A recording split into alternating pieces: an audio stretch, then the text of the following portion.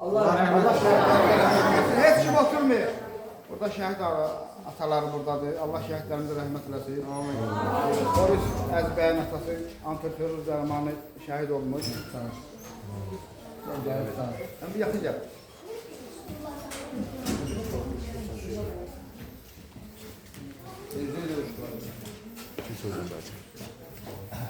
Əziz və hörmətli təbrik işlər. Tamam, biraz sakin.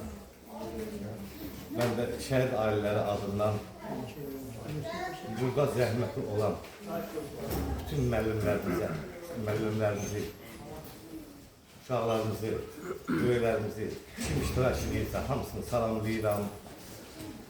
Əvvəlcədən Ramazan bayramı münasibətilə hamısı təbrik edirəm. Həmin Novruz bayramı münasibətilə təbrik edirəm.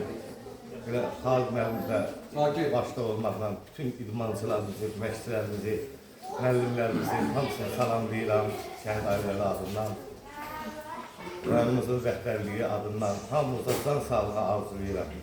Yəni çox sevindirici haldır ki, yəni biz neçə dəfələrlə belə bir tədbirlərdə iştirak edirik şəhid ailələri olaraq. Yəni bizə çox qürur vericidir ki, yəni bizim cavanlarımızı, bizim bu müəllimlərimiz yəni bu cür yola yönləndirib həm sağlamlıq, həm də ki idman olan bədəndə həmişə ruh yüksəkliyi olar. Bunu ulu öndərimiz də Heydər Əliyev o vaxtı. Yəni biz indən belə də yaşamağımızın səbəbi odur ki, yəni xalqımıza, dövlətimizə layiqli bir gənc kimi böyüyəcəyik. Yəni o torpaqlarımızın azad olunmasında bizim şəhidlərimiz, yəni neçə illərdə hamımız bilirsiniz ki, bizim torpaqlarımız əsarət altında qalmışdı. Biz yəni ora gələ bilmirdik, neçə minlərlə şəhidlər vermişdik, itkinlər vermişdik, yaralılar var idi. Yəni mən özüm də 92-ci ildə Füzuli rayonunda yaralanmışam. 91-dən 93-cü iləcə mən Füzuli bölgəsində olmuşam. Yəni görmüşəm bu şeyləri Allah heç bir cavanlarımıza qismət eləməsin ki, görsün. Yəni bir daha Azərbaycanımıza Allah müharibə qismət eləməsin. Heç bir atan, anam, bax bu dövlətimizdə gözü yaşlı qalmasın. Tezliklə sülh bərqərar olsun. Yəni İlham Əliyev də başda olmaqla bütün ordumuzu buradan salamlayırıq. Hamısı idmancılar elə şəhid ataları burada, müəllimlərimiz burada.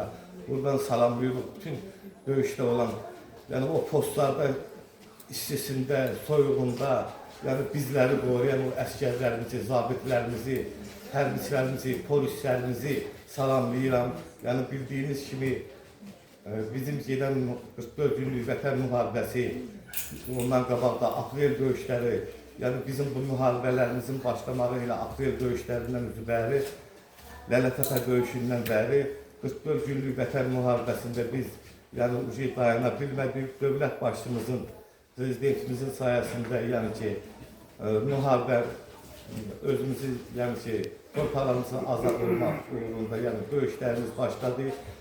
Allah şükür Allah'ın bildiğine ki, yani ki o dövüşlerde biz məğlub olmadıq. Dövlət başçımızın sayəsində, şəhidlərimizin, yaralı qazilərimizin, veteranlarımızın sayəsində biz yani ki qələbə çaldıq. Ən böyük qələbə dövlət üçün yəni müharibəsinin uzmasıdır. Bizim bundan böyük bir qələbəmiz ola bilməz.